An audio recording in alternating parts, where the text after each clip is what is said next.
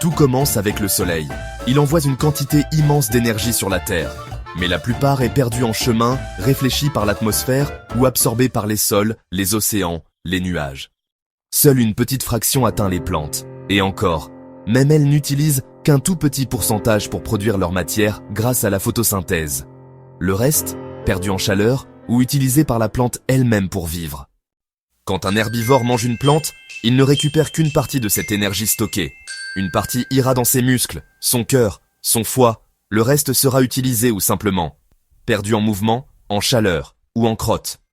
Puis vient un carnivore qui mange l'herbivore et perd à son tour une grande partie de l'énergie. À chaque étape, l'énergie passe d'un être vivant à un autre, mais à chaque fois, elle diminue. C'est pour ça qu'il y a beaucoup de plantes, moins d'herbivores et encore moins de carnivores. Pour représenter cette perte, les scientifiques utilisent une pyramide. La pyramide de l'énergie. À la base, les producteurs. Au milieu, les consommateurs primaires. Tout en haut, les carnivores.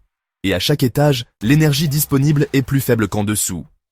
Contrairement à la matière, l'énergie ne se recycle pas. Elle est utilisée, puis perdue.